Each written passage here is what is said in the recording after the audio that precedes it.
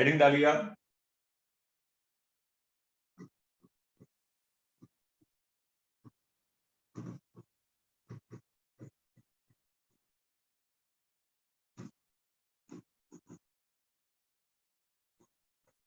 Conservation of mechanical energy.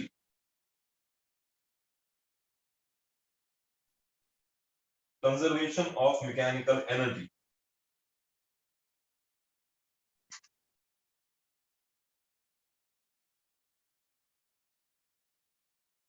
ठीक,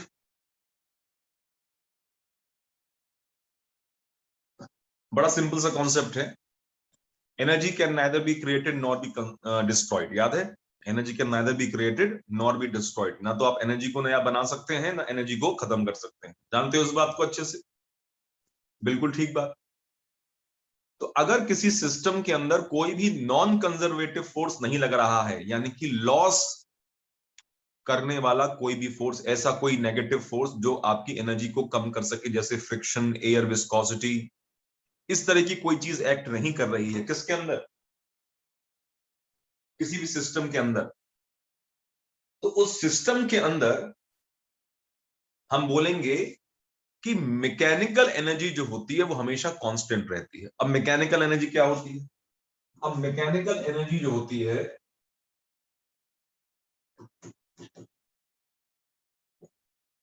ये कोई खास टाइप की एनर्जी नहीं है, बल्कि दो एनर्जी का सम है।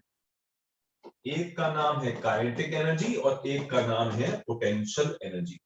तो कॉन्सेप्ट ये है कि अगर आप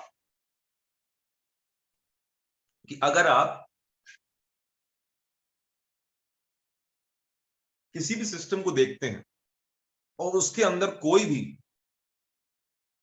नॉन कंजर्वेटिव फोर्स एक्ट नहीं कर रहा है, कोई उस पर नेगेटिव वर्क डन नहीं कर रहा है सिस्टम के ऊपर, तो उस सिस्टम के अंदर काइनेटिक पोटेंशियल जो है उनका सम हमेशा कांस्टेंट रहता है। मैं ये नहीं बोल रहा हूं कि काइनेटिक कांस्टेंट रहेगी, मैं ये नहीं बोल रहा हूं पोटेंशियल कांस्टेंट रहेगी, मगर काइनेटिक और पोटेंशियल का जो सम है वो कांस्टेंट रहता है। क्या मेरी बात समझ में आ रही है? तो कहने का सिर्फ इतना मतलब हुआ कि अगर आप किसी सिस्टम के अंदर कोई भी नेगेटिव वर्क डन नहीं कर रहे हैं, बाहर से कोई फोर्स नहीं लगा के उस तरह कोई वर्क डन नहीं कर रहे हैं, सिस्टम कैसा है, आइसोलेटेड है, तो उसके अंदर कुल मिला के जो मैकेनिकल एनर्जी है वो हमेशा कांस्टेंट रहती है, और इसी को हम बोलते हैं कंजर्वेशन ऑफ क्या, मैकेनिकल एनर्जी। लिख लो, according to this principal,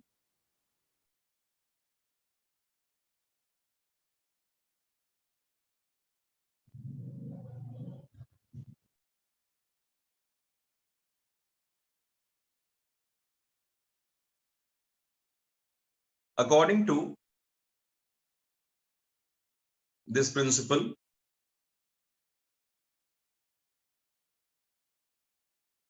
the mechanical energy bracket में kinetic energy and potential energy,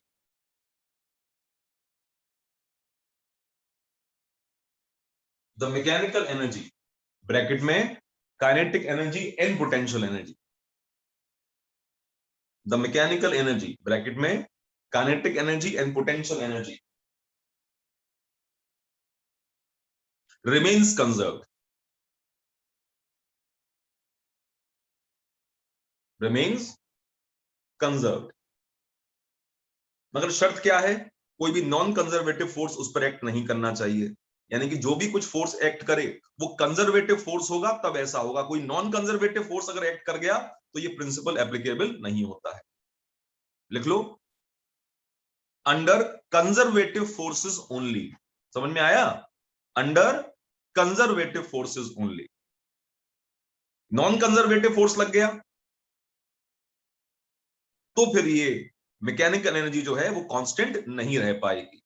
तो किसी भी सिस्टम की काइनेटिक और पोटेंशियल एनर्जी का सम जो होता है वो हमेशा कांस्टेंट रहता है। शर्त यह है कि वहां पर कोई भी नॉन कंजर्वेटिव फोर्स नहीं होना चाहिए, कंजर्वेटिव फोर्स हो कोई दिक्कत नहीं है। क्या मेरी बात समझ में आ गई बेटा?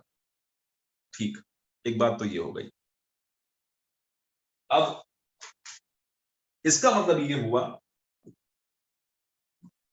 कि मैं बात करता हूं initial kinetic energy plus initial potential energy is equal to final kinetic energy plus final potential energy. तो ये चारों एनर्जी चेंज हो सकती हैं, मगर काइनेटिक और पोटेंशियल का सम इनिशियल और काइनेटिक और पोटेंशियल का सम फाइनल ये चेंज नहीं होगा। क्या कंजर्वेटिव फोर्स लगने पर बॉडी की काइनेटिक एनर्जी चेंज हो सकती है? बिल्कुल हो सकती है। क्या पोटेंशियल एनर्जी चेंज हो सकती है? बिल्कुल हो सकती है। क्या काइनेटिक और पोटेंशियल का सम चेंज हो सकता है? नहीं, वो कांस्टेंट रहेगा। अरे बोलो हाँ कि ना।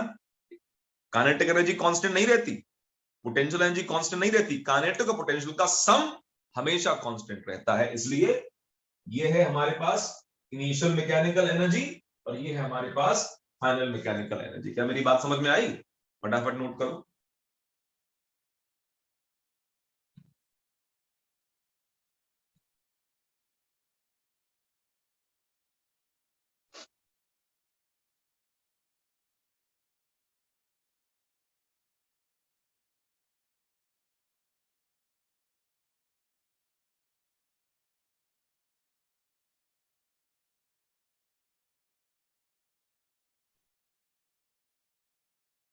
चलिए साहब,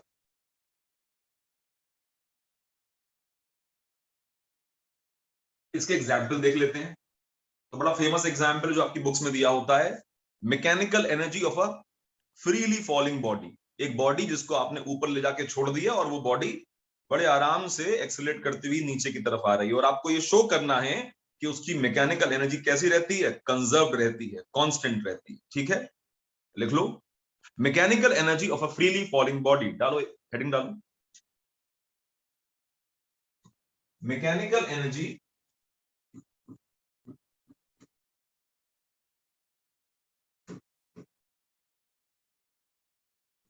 ऑफ फ्रीली फॉलिंग बॉडी।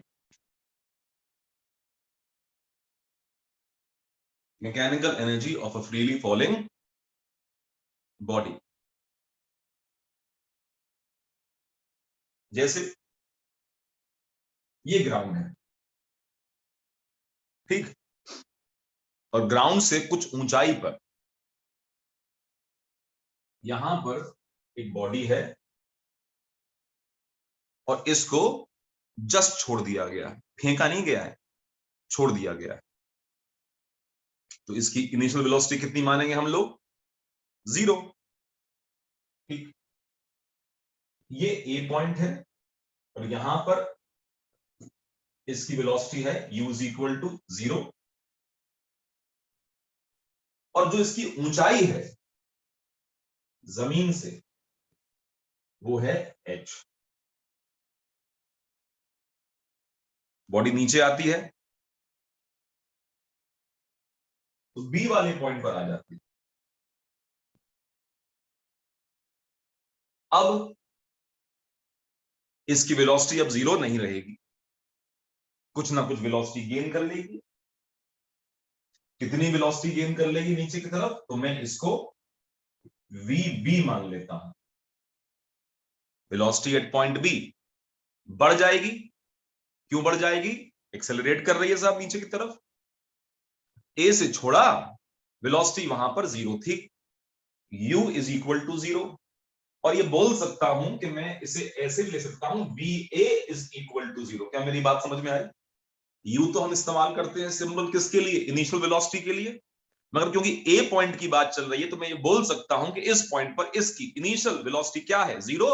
इस पॉइंट पर velocity V A is equal to 0। आप इसे यू भी मान सकते हैं और इसको वी ए बोल सकते हो, 0 होगी।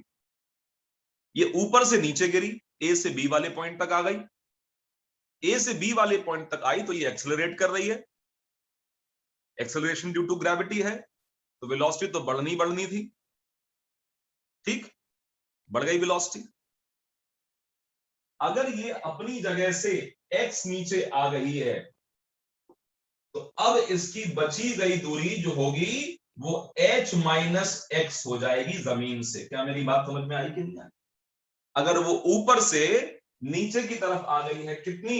x, तो अब जमीन से वो कितना ऊपर होगी, h माइनस एक्स। ठीक, तो सोचो, उसने कुछ पोटेंशियल एनर्जी अपनी लूज कर दी है। हाँ, जमीन के पास आ गई है तो पोटेंशियल एनर्जी लूज कर ली। हमने फॉर्मूला सीखा था, mgh होता है, तो यहां पर mgh माइनस एक्स हो जाएगा, जो कि कम होगा किससे, mgh से। तो पोटेंशियल एनर्जी लूज कर ली है। मगर देखो, यहां वेलोसिटी इसकी जीरो थी और यहां वेलोसिटी इसकी vb है, तो काइनेटिक एनर्जी इसने गेन कर ली है। ऑब्वियस सी बात है। अब तीसरा पॉइंट बड़ा इंपॉर्टेंट है।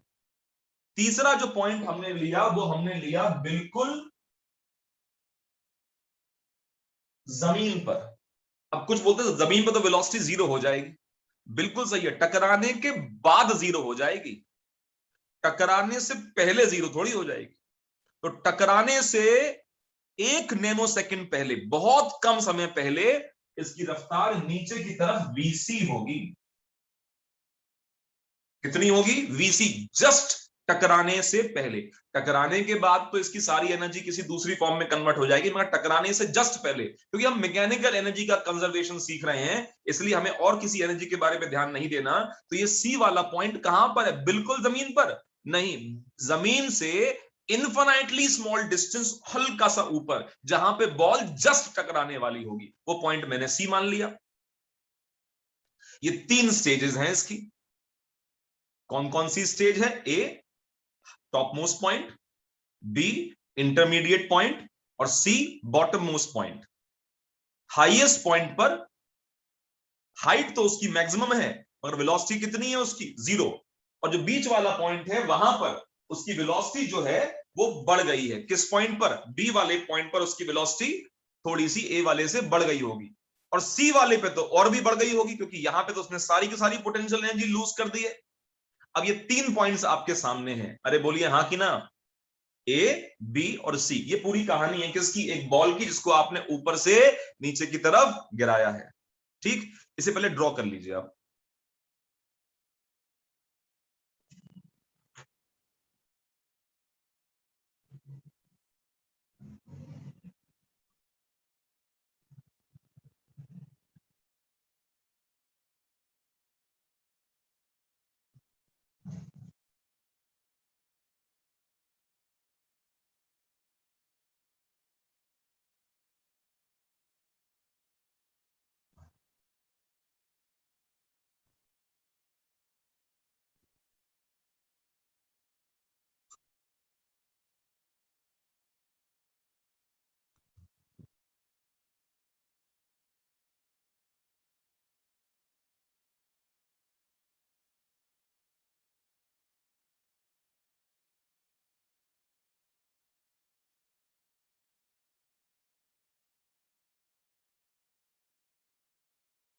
बन गया साहब, कैमरा ऑन करके बैठी ताकि आपको देख पाऊं मैं।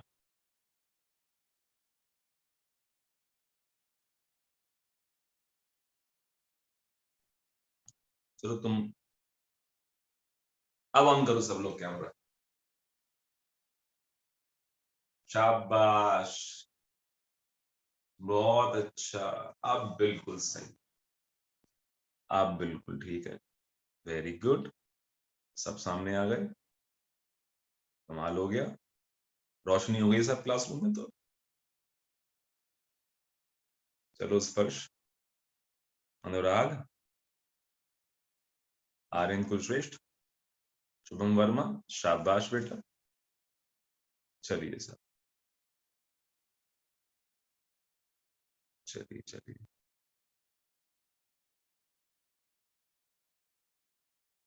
मैं भी आ गया वापस। ठीक, तो अब ए वाले पॉइंट से शुरुआत करेंगे और क्या दिखाएंगे प्रूव करके, कि साहब हर पॉइंट पर उसकी मैकेनिकल एनर्जी कैसी है, कांस्टेंट। तो शुरुआत करते हैं हम किस पॉइंट से, ए पॉइंट पर। लिखो, consider a body of mass m is at point A.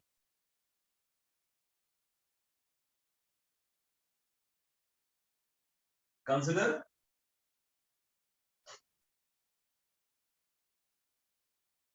a body of mass m is at point A.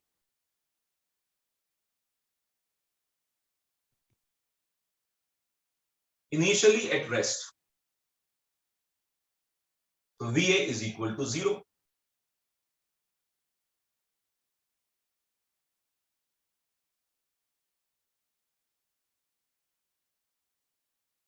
Therefore, mechanical energy at point A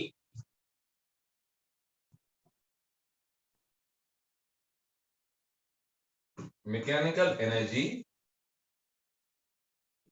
at point A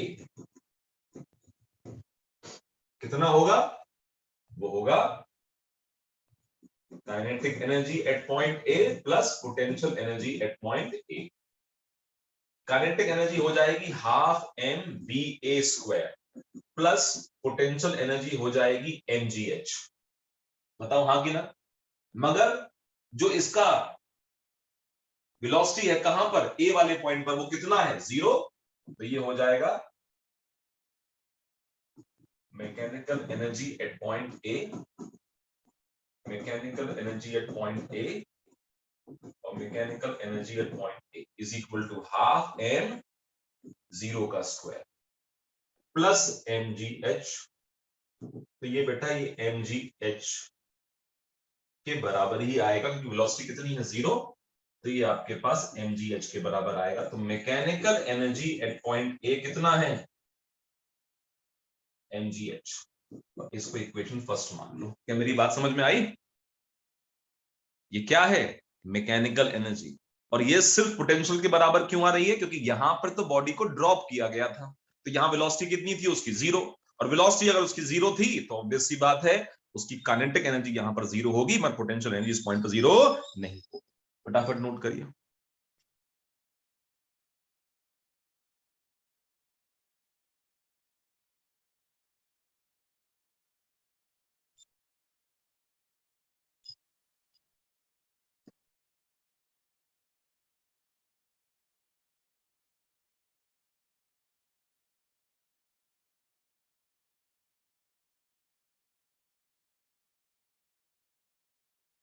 हो गया साहब?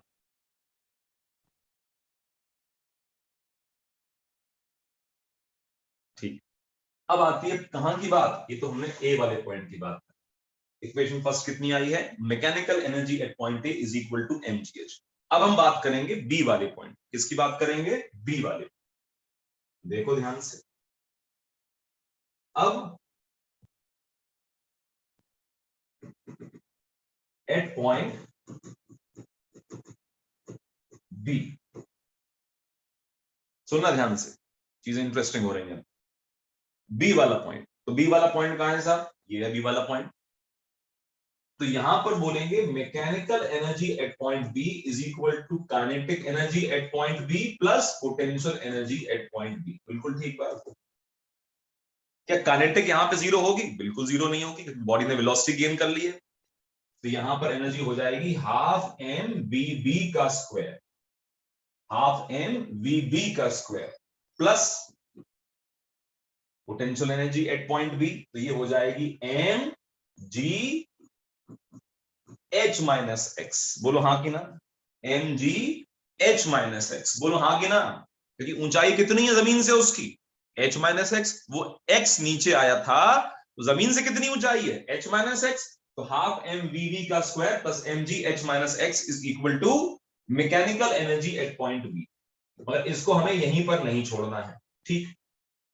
क्यों ना हम वेलोसिटी वी बी निकाल लें? निकाल सकते हैं वीबी एनर्जी, बिल्कुल निकाल, वेलोसिटी निकाल सकते हैं वीबी, बिल्कुल निकाल सकते हैं। एक फॉर्मूला सुना है हमने, V square is equal to U square plus 2as। सुना है आपने formula? V square is equal to U square plus 2as। तो मैं यहां बोल सकता हूं कि वी बी का square is equal to V A का square plus twice of G into X. क्योंकि ये पार्टिकल ऊपर से नीचे कितना आया है? एक्स। तो डिस्प्लेसमेंट कितना है इसका? एक्स। एक्सेलरेशन कितना है? जी, वो भी पॉजिटिव जी, क्योंकि वो नीचे आ रहा है। तो वी बी का स्क्वायर फाइनल वेलोसिटी का square is equal to initial velocity का square plus 2g x plus 2g x। और x क्या है? a से b तक का डिस्प्लेसमेंट। तो ये आ जाएगा हमारे पास vb का square is equal to 0 plus 2g x। vb का स्क्वायर आपके पास आ जाएगा, va तो 0 है, तो 0 प्लस 2gx। अब मैं क्या इस वेलोसिटी को यहां पर पुट कर सकता हूं? बिल्कुल कर सकता हूं। तो मैं बोलूंगा पुटिंग द वैल्यू,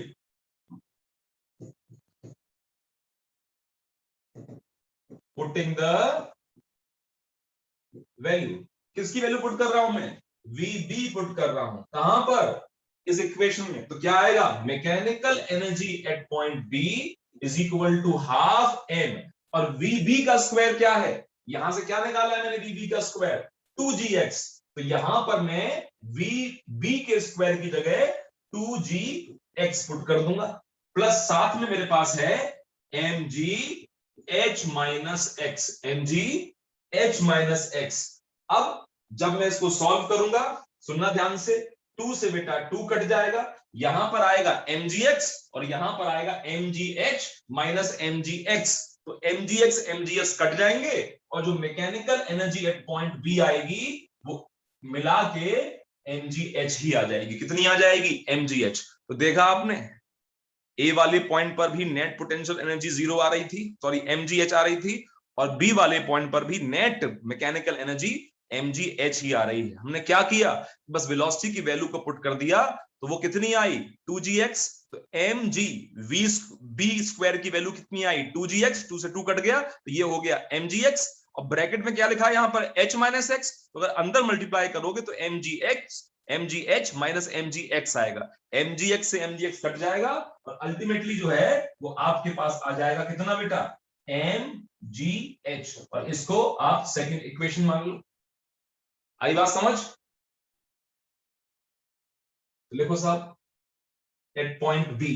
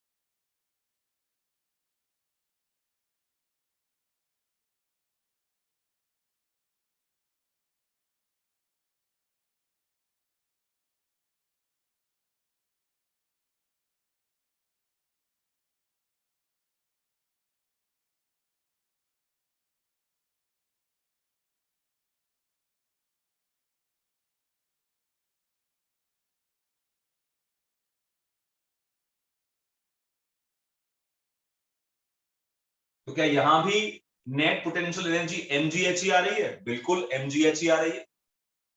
ये बात अलग है कि थोड़ी काइनेटिक है थोड़ी पोटेंशियल है, मगर कुल मिलाकर अगर देखा जाए तो वो भी हमने mgh के बराबर प्रूव कर दिया, इसका मतलब टोटल एनर्जी यहां पर mgh के बराबर हुई, ए और बी पर सेम हो गई। अब रह गई बात सी की, तो सी पर कैसे किया जाए, सुन लो ध्यान से, नोट कर लिया आपने,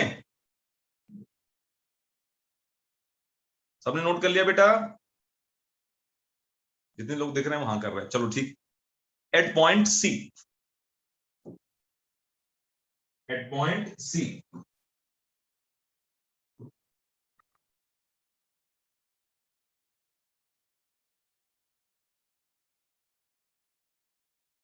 चलिए साहब सी वाले पॉइंट पर देखते हैं। सी वाले पॉइंट पर क्या होगा, बड़ा सिंपल है, एट पॉइंट सी, तो mechanical energy at point C is equal to kinetic energy at point C plus potential energy at point C.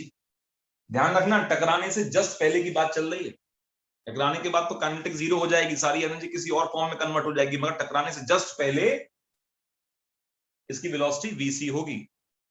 तो मैकेनिकल एनर्जी जब मैं निकालूंगा at point C is equal to आएगा half M vc square plus M G, और बेटा height हो चुकी है इसकी 0, हाइट कितनी हो गई है इसकी 0, हाइट कितनी हो गई है इसकी 0, जमीन से जस्ट इनफाइनाइटली स्मॉल डिस्टेंस ऊपर है, हाइट 0 हो चुकी है। तो जो मैकेनिकल एनर्जी हमारे पास आएगी, जो मैकेनिकल एनर्जी हमारे पास आएगी वो आएगी हमारे पास हाफ एम सिर्फ VC का स्क्वायर, और ये साथ में आ जाएगा 0। अब क्या किया जाए, फिर देखो ध्यान से, वेलोसिटी का square is equal to initial velocity का square plus twice of S, ये फॉर्मूला होता है। तो वेलोसिटी c का square is equal to velocity a का square plus twice of g into, और टोटल हाइट कितनी है बेटा a और b वाले पॉइंट्स के बीच में, वो है h, स्मॉल h। तो ये हो जाएगा VC का square is equal to VA का square plus twice of GH, plus twice of GH। तो अल्टीमेटली मेरे पास क्या आ गया, अल्टीमेटली मेरे पास आ गया VC का square is equal to 0 plus 2GH। अब इसको मैं इस्तेमाल कर सकता हूं कहां पर, VC की जगह, तो मैकेनिकल एनर्जी यानी कि टोटल काइनेटिक प्लस पोटेंशियल मिला के is equal to half m, और VC का स्क्वायर कितना है 2GH, तो यहां पुट करूंगा 2GH प्लस 0, 2 से ये 2 कट जाएगा, और मेरे पास नेट मैकेनिकल एनर्जी जो आएगी वो mgh के बराबर आ जाएगी। तो तीसरी इक्वेशन के अंदर भी देखो, नेट मैकेनिकल एनर्जी जो आई है वो कितनी आई है, mgh के बराबर आई है। चाहे वो फर्स्ट इक्वेशन हो, सेकंड हो या थर्ड हो, तीनों के अंदर मैकेनिकल एनर्जी एक सी आई है। हाईएस्ट पॉइंट पर कुल मिला के mgh थी, बीच वाले पॉइंट पर हाफ mv स्क्वायर और mgh का सम थी, और यहां पर सिर्फ काइनेटिक है। मगर हमने क्या किया, हमें प्रूव करना था कि मैकेनिकल एनर्जी क्या रहती है, कांस्टेंट। तो दोनों फॉर्मूले के अंदर हमने VB और VC की वैल्यू को निकाल के पुट किया है, तो तीनों केस के अंदर मैकेनिकल एनर्जी एक सी आ गई है। कितनी, mgh और mgh। इसलिए फॉर्म कुछ भी हो मगर दोनों का सम कभी चेंज नहीं होता। जल्दी से नोट कर लीजिए।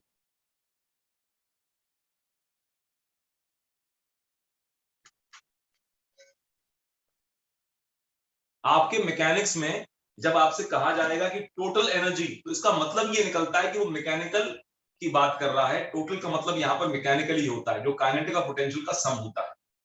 तो किसी भी नॉन कंजर्वेटिव फोर्स के एब्सेंस में, कंजर्वेटिव फोर्स हो कोई दिक्कत नहीं, नॉन कंजर्वेटिव फोर्स नहीं होना चाहिए, किसी भी बॉडी की मैकेनिकल एनर्जी कभी चेंज नहीं होती। उसका काइनेटिक और पोटेंशियल का सम जो होता है वो हमेशा कांस्टेंट ही रहता है।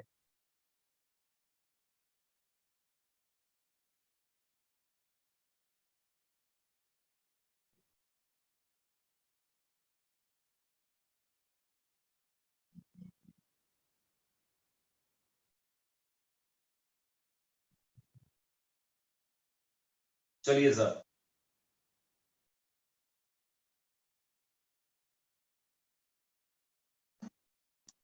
अंशिका पचौरी, बताओ बेटा क्या पूछ रही हो।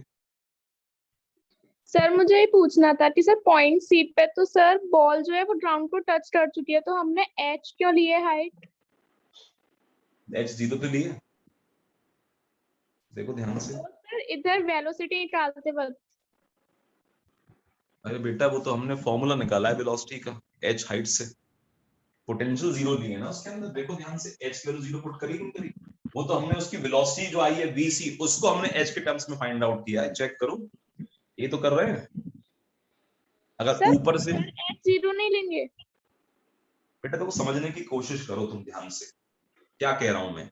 पोटेंशियल एनर्जी का फॉर्मूला होता है mass into height into distance from the surface of the earth. तो वहां पर मैंने h0 लिया है कि नहीं लिया है? Yes sir. ठीक है। अब यहां मैंने वेलोसिटी को हाइट के टर्म्स में निकाला है, उसमें h आ रहा है, नहीं पल्ले पड़ा। तुम यहां पर भी h बटा 0 पुट करना चाहती हो, यहां पर भी। Yes sir. क्यों बेटा, बॉल ऊपर से गिरी जब नीचे आई है तो h डिस्टेंस उसने ट्रेवल नहीं किया, डिस्प्लेसमेंट उसका h नहीं है। अगर मैं इनिशियल पॉइंट A मानता हूं और फाइनल पॉइंट को C मानता हूं, तो बॉल कितना चली है ऊपर से नीचे तक, h नहीं चली। ये हाइट थोड़ी है, डिस्प्लेसमेंट लिया गया है बेटा, तो h के बराबर। Okay sir. यहां पर mgh के अंदर ये जो 0 लिया है, ये हाइट है, कहां से, जमीन से, उस पॉइंट की जो 0 है। मगर इसमें v square equal to u square plus 2as में s लिया है, देखो ध्यान से, s को मैंने h के बराबर पुट किया है। s मतलब डिस्प्लेसमेंट, जहां से बॉल गिरी है और जहां तक गिरी है उनके बीच का डिस्प्लेसमेंट, उसकी वैल्यू h के बराबर है। क्या मेरी बात समझ में आ रही है? Yes sir. इसलिए वहां पर h थोड़ी 0 ले लेंगे बेटा। अब ओके अगर सर। तुमको ये डाउट है, तुम्हें यहां भी डाउट होना चाहिए फिर तो।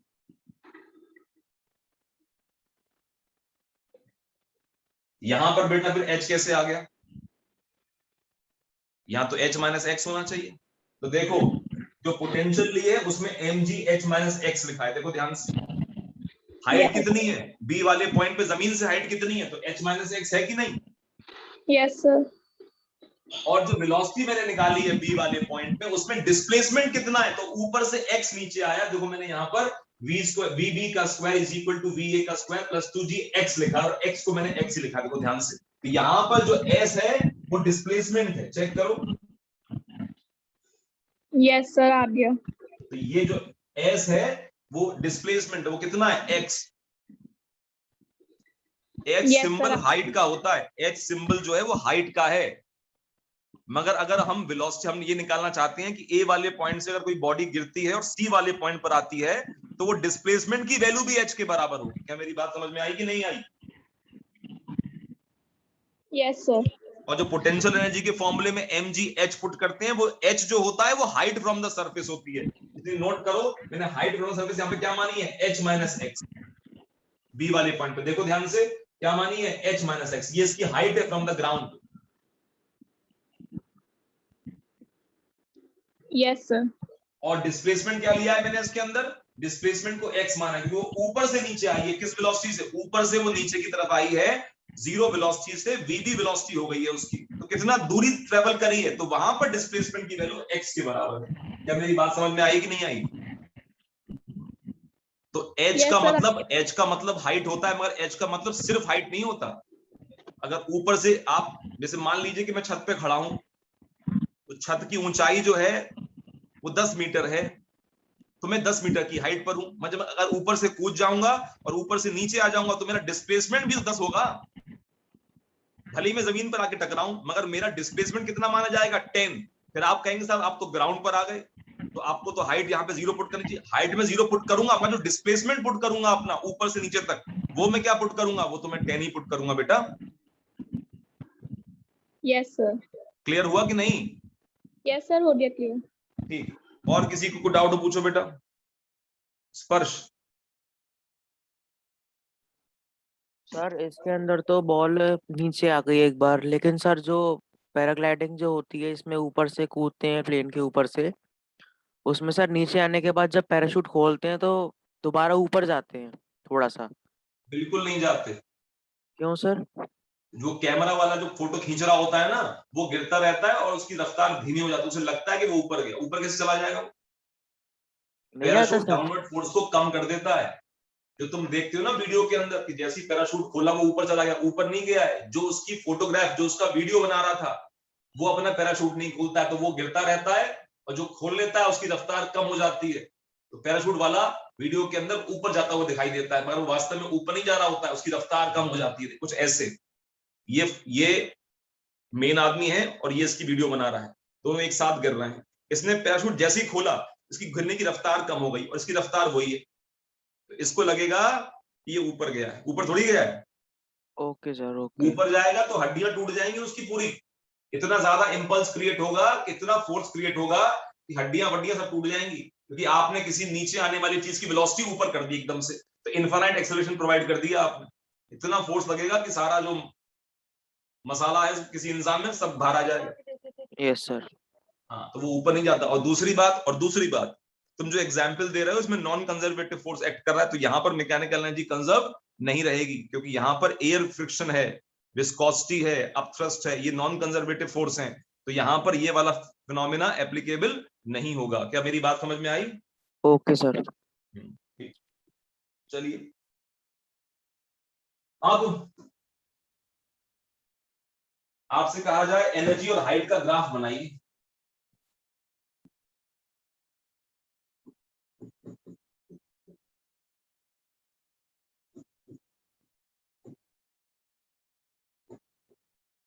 इधर ले लिया आपने एनर्जी, इधर ले लिया आपने हाइट। तो अगर मैं पोटेंशियल एनर्जी का ग्राफ बनाऊंगा तो वो ऐसे आएगा। जमीन से ऊपर जाते जाओगे पोटेंशियल एनर्जी एच के डायरेक्टली प्रोपोर्शनल होती है, तो ये बनेगा पोटेंशियल का ग्राफ। तो मैं इस पर मार्क कर देता हूं यहां पर पोटेंशियल एनर्जी। अगर मैं काइनेटिक का ग्राफ बनाऊंगा तो काइनेटिक जो होगी वो हाईएस्ट पॉइंट पर जीरो थी, याद करो, मुझे याद नहीं है काइनेटिक कहां जीरो थी, हाईएस्ट पॉइंट पर। तो उसका ग्राफ जो बनेगा वो ऐसे बनेगा, और ये ग्राफ जो होगा ये ग्राफ होगा काइनेटिक एनर्जी।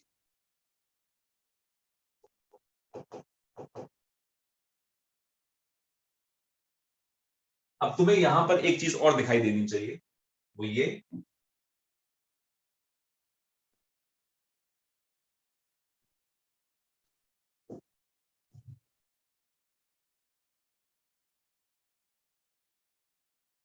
कलर लाइन दिखाई दे रही है आपको, ये क्या है, ये इसकी टोटल एनर्जी है। क्या है, टोटल एनर्जी। ये चेंज नहीं हो रही हाइट के साथ, ये कांस्टेंट है, चाहे बॉल नीचे आ रही है ऊपर जा रही है, से कोई मतलब नहीं। तो टोटल एनर्जी कैसी है, कांस्टेंट। पोटेंशियल हाइट के साथ बढ़ रही है, काइनेटिक हाइट के साथ कम हो रही है। बोलो हाँ कि ना। ये ग्राफ है पोटेंशियल का, ये ग्राफ है काइनेटिक का, और ये रेड कलर की लाइन जो आपको दिखाई दे रही है ये ग्राफ है टोटल एनर्जी का, या फिर आप इसको मैकेनिकल एनर्जी भी बोल सकते हो। पक्का, बनाओ ग्राफ।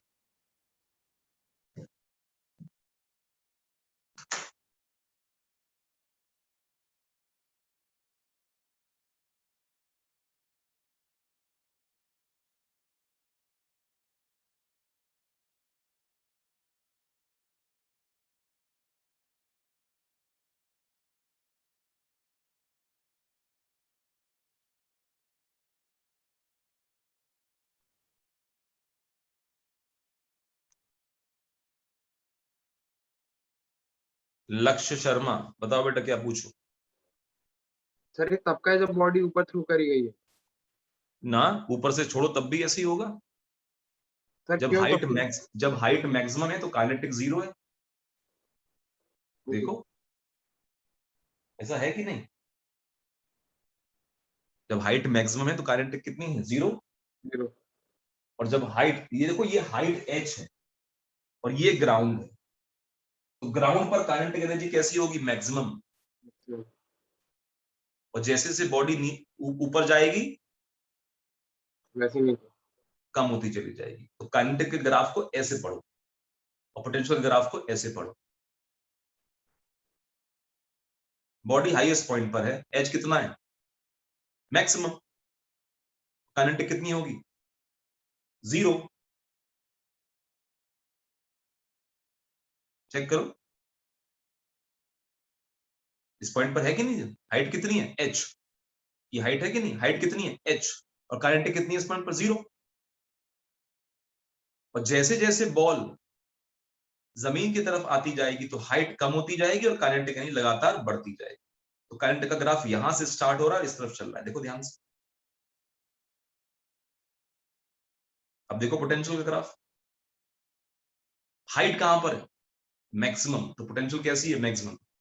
और जैसे जैसे बॉडी नीचे आती जा रही है हाइट कम होती जा रही है, पोटेंशियल एनर्जी लगातार कम होती जा रही है। तो ग्राफ को यहां से और यहां से स्टार्ट नहीं करना है, ग्राफ को ऐसे और ऐसे स्टार्ट करना है। क्या मेरी बात समझ में आई,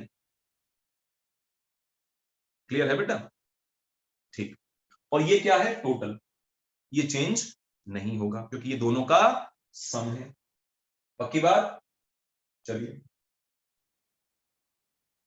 नेक्स्ट एग्जांपल लेते हैं,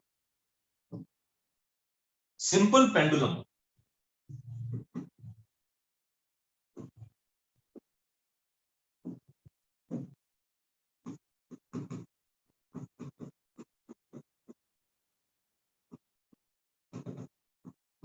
सिंपल पेंडुलम देखा होगा, धागे के साथ एक बॉब को बांध दिया जाता है।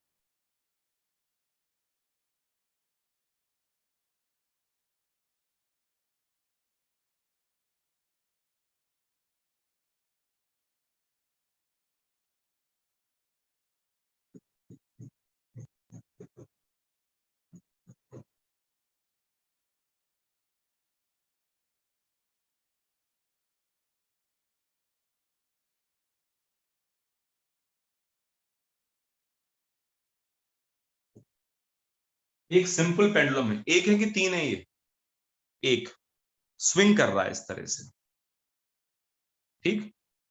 ये तुम लाइन जो ले रहे हो, ये लाइन जो बनी हुई है, ये इसकी रेफरेंस लाइन है।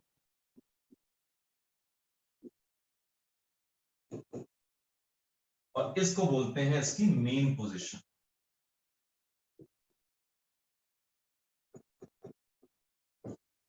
कभी किसी को झूला झुलाया हो तो पता होगा कि जितनी ज्यादा तेज वेलोसिटी से धक्का मारते हैं वो उतना ही ऊपर जाता है, जितना कम धक्का मारते हैं वेलोसिटी से वो उतना ऊपर नहीं जा पाता है। तो इस वाले पॉइंट को मैं रेफरेंस पॉइंट मान लेता हूं, सारी हाइट हमें इससे ऊपर नापनी है। तो यहां पर बॉडी के पास काइनेटिक एनर्जी है, और जैसे ही ये आगे जाएगा इसकी काइनेटिक कम होती जाएगी, और जैसे ही अपने हाईएस्ट पॉइंट पर पहुंचेगा तो सारी की सारी यहां पे दी हुई काइनेटिक एनर्जी इस पॉइंट की पोटेंशियल एनर्जी में कन्वर्ट हो जाएगी और ये वापस लौट आएगा। इस पॉइंट पर आने के बाद इसकी वेलोसिटी किधर होगी, पीछे की तरफ। अब ये दोबारा से ऊपर जाएगा और इस पॉइंट तक आते आते ये उतनी ही हाइट इधर गेन कर लेगा।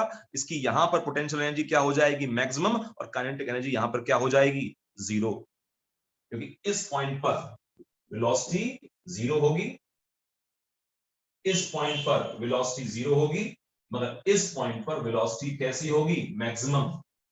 यहां पर काइनेटिक एनर्जी जीरो होगी और पोटेंशियल एनर्जी एग्जैक्टली mgh के बराबर होगी।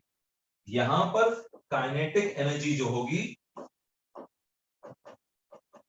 वो मैक्सिमम होगी और पोटेंशियल एनर्जी जो होगी सेंटर वाले पॉइंट पर वो जीरो होगी, और इस वाले पॉइंट पर काइनेटिक एनर्जी जो होगी वो जीरो हो जाएगी और पोटेंशियल एनर्जी की वैल्यू mgh के बराबर हो जाएगी।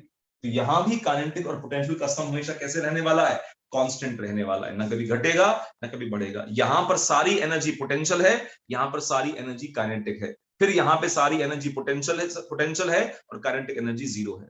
यहां पे और यहां पर इन दो पॉइंट्स के ऊपर पोटेंशियल एनर्जी इज मैक्सिमम और इस वाले पॉइंट पर काइनेटिक एनर्जी इज मैक्सिमम, और इनके बीच में पेंडुलम के पास, यानी कि इन दोनों पॉइंट्स के बीच में और इन दोनों पॉइंट्स के बीच में पेंडुलम के पास काइनेटिक एनर्जी भी होगी और पोटेंशियल एनर्जी भी होगी। इस वाले पॉइंट पर सिर्फ काइनेटिक होगी और इस वाले पॉइंट पर सिर्फ पोटेंशियल होगी, क्योंकि इस वाले पॉइंट पर और इस वाले पॉइंट पर पेंडुलम मोमेंटरी रेस्ट पर आ जाता है और वहां से वापस लौट आता है। क्या मेरी बात समझ में आई बेटा? तो पेंडुलम के अंदर भी जो कुल मिला के मैकेनिकल एनर्जी होती है वो कंजर्व रहती है। फटाफट नोट कर लो।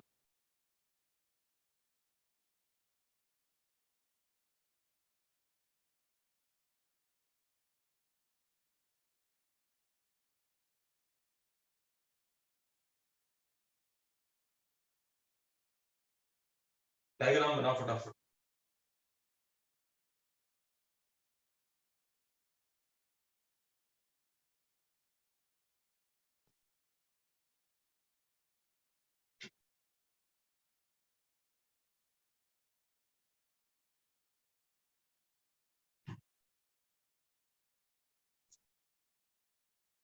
इसके लिए कोई डेरिवेशन नहीं करना, आपको एग्जाम्पल दिया है कि यहां भी इस तरह से मैकेनिकल एनर्जी कंजर्व रहेगी। क्यों रहेगी? देखो बेटा ध्यान से, यहाँ पे लगने वाला फोर्स जो पेंडुलम पर है वो ग्रेविटेशन फोर्स है, बोलो हाँ कि ना। और ग्रेविटेशन फोर्स कैसा होता है, कंजर्वेटिव फोर्स। तो कंजर्वेटिव फोर्स मैकेनिकल एनर्जी कैसी रहती है, कांस्टेंट। यहाँ पर हमने किसी और तरह का फोर्स कंसिडर ही नहीं किया है, ना हमने यहाँ पे फ्रिक्शन कंसिडर किया है, ना हमने यहाँ पर विस्कस फोर्स कंसिडर किया है, कुछ कंसिडर नहीं किया है, इसलिए नॉन कंजर्वेटिव फोर्स है नहीं। तो पेंडुलम जो है उसकी मैकेनिकल एनर्जी क्या रहेगी, कंजर्व। रियल लाइफ में ऐसा नहीं होगा, रियल लाइफ में तो पेंडुलम कुछ देर बाद रुक जाएगा, मगर अगर किसी ऐसी जगह पे चले जाएं जहां पर कोई हवा नहीं है, कोई फोर्स नहीं है, सिर्फ ग्रेविटी एक्ट करती है, कोई फ्रिक्शन फोर्स ना। रियल लाइफ में तो यहाँ फ्रिक्शन एक्ट करेगा, जब ये बॉल चलेगी तो हवा इसे रोकना चाहेगी, धागा जब इसके ऊपर छत के ऊपर रगड़ खाएगा तो वहां फ्रिक्शन क्रिएट होगा। इसलिए बहुत सारी एनर्जी इसमें कंजर्व नहीं रहती और नॉन कंजर्वेटिव फोर्स की वजह से पेंडुलम कुछ देर बाद रुक जाता है। मगर अगर आप एक ऐसी जगह देखो जहां पर कोई एयर वेयर विस्कोसिटी ना हो, फ्रिक्शन नाम की कोई चीज ना हो, एक बार अगर आप पेंडुलम को इस तरह स्विंग करा देंगे तो वो इनफाइनाइट टाइम तक स्विंग करता रहेगा। क्यों? यहाँ पे सिर्फ काइनेटिक होगी, यहाँ सिर्फ पोटेंशियल होगी। पोटेंशियल सारी काइनेटिक में कन्वर्ट हो जाएगी और काइनेटिक सारी दोबारा से पोटेंशियल में, और यही कन्वर्जन चलता रहेगा। लॉस कहीं हो नहीं रहा है तो पेंडुलम इनफाइनाइट टाइम तक चलता रहेगा। मगर प्रैक्टिकली ये चीज पॉसिबल नहीं है, क्योंकि कोई भी फोर्स बिना फ्रिक्शन की बेटा पॉसिबल तो है नहीं। फ्रिक्शन तो हर जगह करता है, चाहे हवा हो चाहे इसका धागे का रगड़ना हो छत से, जहां ये बना हुआ है, कुछ ना कुछ एनर्जी बेटा हमेशा वेस्ट होगी। इसलिए पेंडुलम जो होता है रियल लाइफ के अंदर कुछ देर बाद बंद हो जाते हैं। मगर अगर यहां पर कोई भी फ्रिक्शन फोर्स ना होता तो ये पेंडुलम फिर इनफाइनाइट टाइम तक इसी प्रकार स्विंग करता रहता। तो कहने का मतलब ये है कि यहां पर एनर्जी कंजर्व रहती है। इसे हम बहुत अच्छे से कहां पढ़ते हैं, सिंपल हार्मोनिक मोशन में, जो आपका सेकंड लास्ट यूनिट है, वहां हम इसको पूरी तरीके से पढ़ेंगे, ठीक है। और वहां एक ग्राफ भी बनाएंगे, इसका ग्राफ बड़ा इंपॉर्टेंट है, अभी सिर्फ आपको बनाना है और इसको समझाऊंगा मैं आपको बाद में, क्योंकि ये सिंपल हार्मोनिक मोशन से रिलेटेड है। मगर मैं ग्राफ इस वजह से बना रहा हूं कि जब मैं दोबारा पढ़ाऊंगा आपको वहां पर, तो आपको एक बार याद आ जाएगा कि हाँ हमने ग्राफ एक बार पढ़ा हुआ है। वो क्या ग्राफ है, जरा ध्यान से देख लो। ये ग्राफ है एनर्जी का और डिस्प्लेसमेंट का फॉर द सिंपल पेंडुलम। कैसे बनेगा, ध्यान से देखो।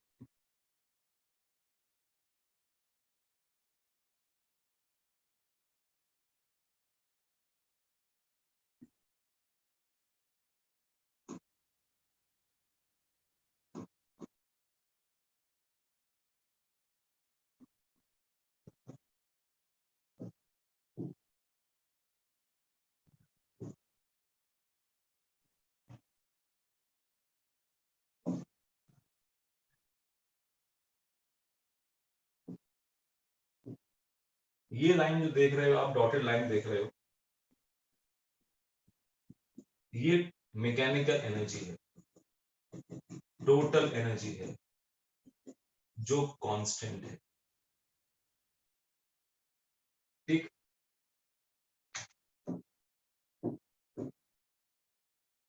ये डिस्प्लेसमेंट है, पेंडुलम का इधर जाना, और ये नेगेटिव में जाना, ठीक। सबसे दूर जब पेंडुलम चला जाएगा अपने एक्सट्रीम पर, तो वहां पे कौन सी एनर्जी जीरो हो जाएगी, काइनेटिक जीरो हो जाएगी। तो देखो यहां पर देखो बेटा, ये जो ग्राफ बनना है ये वाला, ये काइनेटिक का ग्राफ, और ये जो ग्राफ बनना है ये पोटेंशियल का। हाँ, और ये जो ग्राफ बनना है ये पोटेंशियल का है। ये जो ग्राफ बना है, मैं इसको पीले रंग से बना देता हूं। ये पीला वाला ग्राफ जो है ये काइनेटिक का है, और ये व्हाइट वाला जो ग्राफ है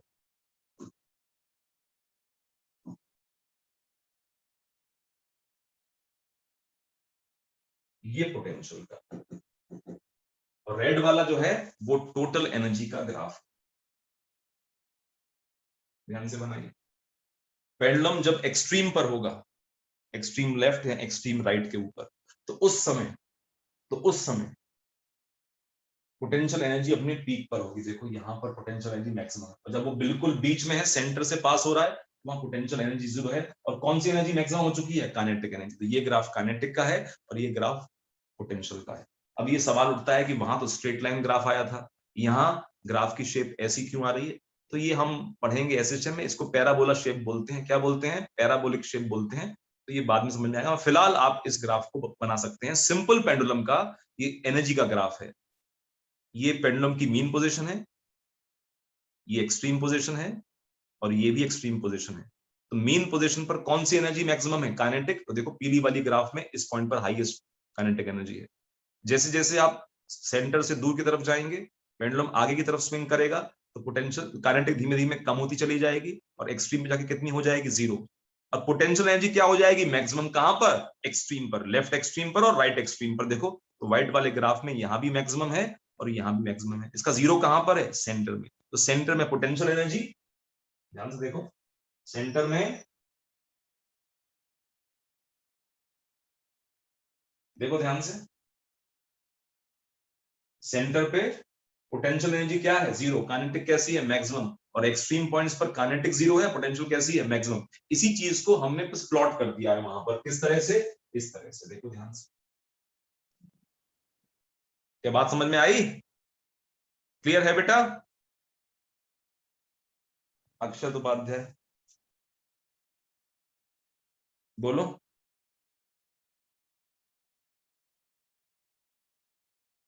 क्या पूछ रहे हो अक्षत, बताओ।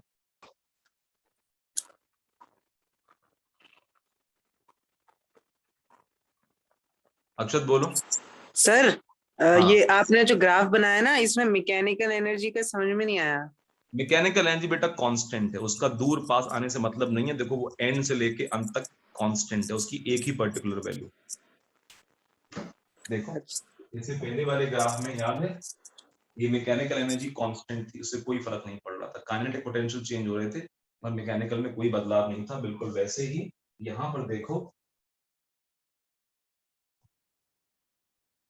ये रेड वाली लाइन जो है ना, ये मैकेनिकल एनर्जी की लाइन है। चाहे आप लेफ्ट जाइए चाहे राइट जाइए, दोनों का सम हमेशा कैसे रहने वाला है? कांस्टेंट। तो मैकेनिकल एनर्जी चेंज नहीं हो रही, काइनेटिक चेंज हो रही है, पोटेंशियल चेंज हो रही है, मगर मैकेनिकल एनर्जी चेंज नहीं हो रही। क्या बात समझ में आई बेटा? अक्षत समझ आया? सर हाँ, ये काइनेटिक एनर्जी को, पीक पॉइंट को ये मैकेनिकल एनर्जी टच क्यों करके जा रही है? क्योंकि सारी की सारी जो एनर्जी होगी वो सिर्फ काइनेटिक की फॉर्म में होगी ना, वहां तो पोटेंशियल होगी नहीं। जब पार्टिकल कहां पर होगा? सेंटर पर, इस वाले पॉइंट पर, इस वाले पॉइंट पर, तो सारी की सारी मैकेनिकल एनर्जी कौन सी होगी? सिर्फ काइनेटिक। वहां पोटेंशियल कितनी है? 0। तो यहाँ पर इस वाले पॉइंट पर, इस पर्टिकुलर पॉइंट के ऊपर सारी एनर्जी कौन सी है? काइनेटिक। इसकी total energy is only kinetic. Potential वहां पे 0 हो गई है। और एक्सट्रीम पॉइंट पर देखो, एक्सट्रीम पॉइंट पर देखो, व्हाइट वाला ग्राफ रेड लाइन से टच कर रहा है कि नहीं कर रहा है? तो यहाँ पर सिर्फ एनर्जी कौन सी है? पोटेंशियल। पोटेंशियल। यहाँ पर और यहाँ पर भी सिर्फ एनर्जी कौन सी है? पोटेंशियल। तो एक्सट्रीम पॉइंट्स पर total energy is only the potential energy, और सेंटर वाले पॉइंट पर kinetic energy is only the kinetic energy. इसलिए यहां पर काइनेटिक मैक्सिमम होगी और इन पॉइंट्स पर पोटेंशियल मैक्सिमम होगी। यस। ठीक आया समझ? Yes sir. चलिए साहब मिलते हैं कल।